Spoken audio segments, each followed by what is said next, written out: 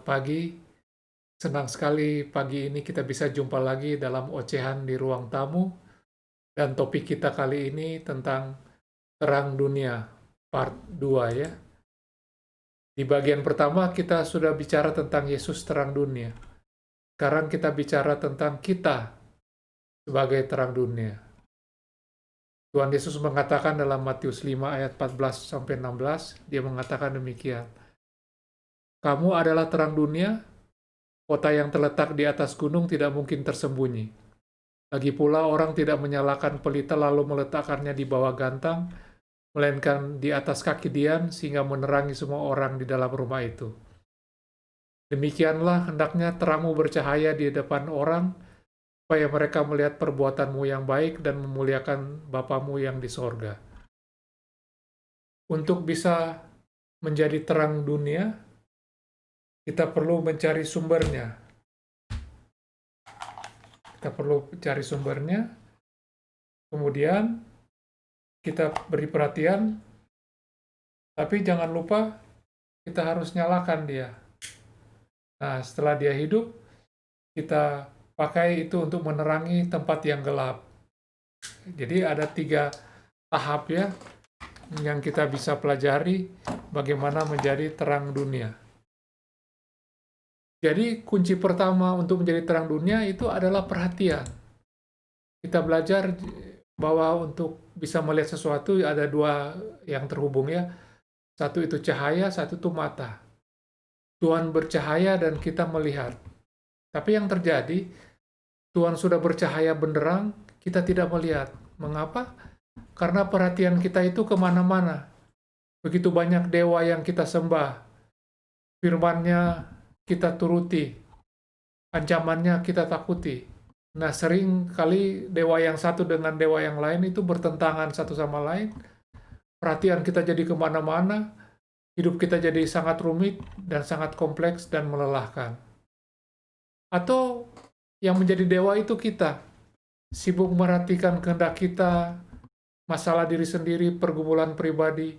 Akibatnya sama saja ya, Tuhan itu luput dari perhatian kita. Padahal kalau Tuhan itu satu, Tuhan kita cuma satu, perhatian kita cuma satu, firman yang harus dituruti itu cuma satu, yang kita takuti itu cuma satu, maka hidup kita kan akan menjadi sangat sederhana ya. Hati kita tertuju, berakar pada Tuhan, jadi perhatian itu menjadi kunci yang pertama dari terang dunia. Mengapa tadi waktu kita pasang belum nyala? Karena tombolnya harus kita hidupkan, supaya listrik itu bisa berubah menjadi cahaya. Jadi kunci yang kedua, itu adalah menghidupkan firman itu. Ini penting ya. Mengapa kalaupun kita sudah berusaha memperhatikan Tuhan, tidak selalu Tuhan itu terlihat. Kita sudah baca firman Tuhan, tapi tidak selalu kita pahami. Mengapa? Karena cahaya itu ada warnanya. Kita tidak melatih ketajaman mata kita di semua warna, akibatnya kita seperti buta warna. Paling tidak kita bicara 3 warna atau 3 dimensi dari terang dunia itu. Dimensi yang pertama, terang visual sinyal. Nah, apa maksudnya?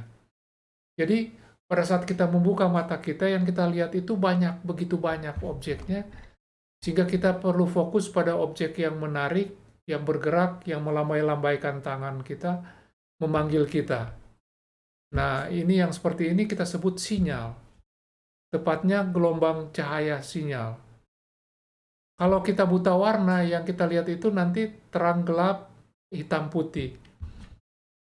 Kalau kita bisa melihat seluruh warna, maka dunia ini akan menjadi lebih indah, lebih berwarna.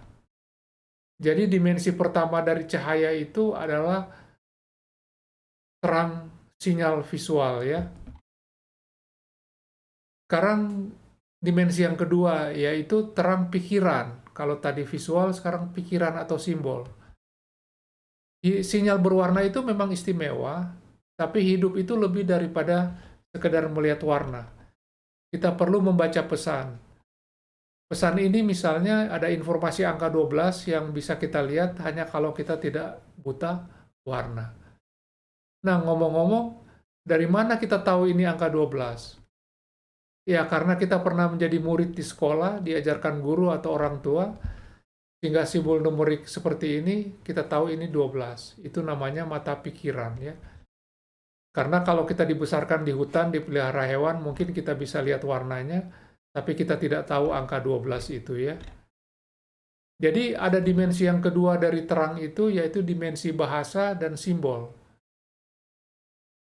Kita hanya bisa menguasai dimensi kedua ini kalau kita memiliki kemampuan bahasa yang baik dan benar, ya. Baik mengerti artinya dan benar menangkap kebenaran dari apa yang kita baca itu. Nah, ini penting, ya. Penting karena ada banyak cara untuk merebut perhatian melalui narasi. Angka 12 yang kita lihat itu memang barangkali menarik, tapi cuma sebentar, ya. Kecuali kalau ini adalah nomor buntut, kode buntut yang akan keluar di tempat perjudian, ya. Jadi terang bahasa ini kalau seperti ini tidak begitu menarik. Untuk menarik banyak perhatian, orang membuat tulisan, cerita, berita, fiksi, baik di kertas maupun di medsos. Ini semua menyita perhatian kita, ya. Misalnya orang Farisi siang malam membaca Alkitab Perjanjian Lama, tapi yang terlihat sama mereka itu adalah larangan dan hukuman kalau kita melanggar. Sampai Tuhan Yesus mengeluh di Matius 23 ayat 23, kata Tuhan Yesus, kalau baca Perjanjian Lama, Alkitab, harus yang terlihat itu adalah pesan keadilan, belas kasihan, dan kesetiaan. Jadi kalau kita mendasari narasi, baca narasi apapun, kita harus mendasarinya itu pada terang Alkitab dan terang Roh Kudus. Nah, sebelum kita mentertawakan orang Farisi, kita sebetulnya lebih parah, ya. Alkitab tidak kita baca teratur. Kalaupun kita baca, tidak dikaji sedalam orang Farisi itu. Tapi kita beruntung memilih mengikut Yesus, ya. Kita dianugerahkan mata hati yang bisa melihat dimensi yang ketiga.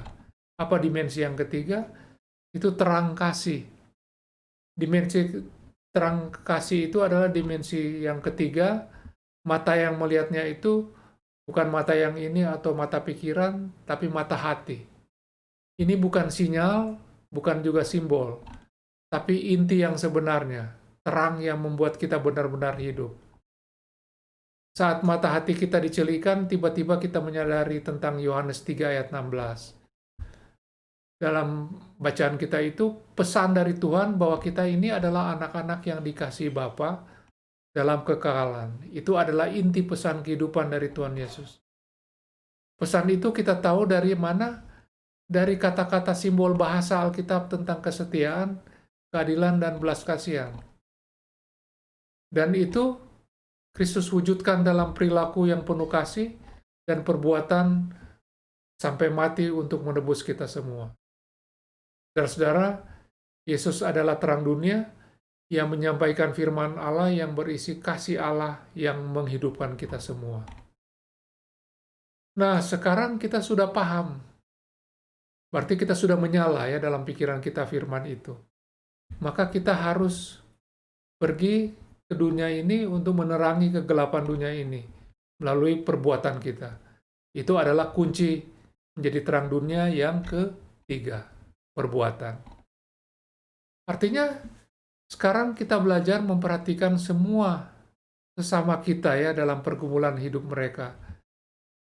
Hati kita sekarang dipenuhi oleh kasih Allah kepada sesama kita itu, lalu dengan cahaya ini kita belajar menyadari, memperhatikan sukacita mereka, kegembiraan mereka, kesusahan mereka, pergumulan mereka. Nah, kita ingat 3 dimensi, ya. Kasih pada sesama memenuhi pikiran kita, kemudian dari mulut kita keluar kata-kata ucapan kebenaran firman Tuhan yang membangun, ya, yang menyemangati, yang menghibur, menguatkan. Lalu kita belajar untuk bertindak menolong mereka. Jadi hidup kita tidak lagi tentang kita sendiri, tidak lagi tentang kita, tapi tentang sesama kita. Tentang perbuatan Bapa penuh kasih kepada sama kita melalui kita. Jadi pagi ini kita diajak untuk menjadi terang dunia lampu yang menghidupkan, diisi oleh kasih Allah. Listriknya atau minyaknya itu adalah firman Tuhan, kemudian kita pahami dalam hati kita, artinya dia menyala di dalam diri kita itu, baru kemudian itu dibawa ke tempat yang gelap untuk menerangi, ya, diberi tempat yang posisi yang terbaik dalam ruang, sehingga menerangi. Jadi, di dalam Kristus, terang dunia, kita ikut menjadi terang dunia. Asik ya. Selamat menjalani hidup dengan terang Kristus, selamat menerangi kehidupan. Sampai jumpa lagi pada ocehan kita berikutnya. Tuhan memberkati. Selamat pagi.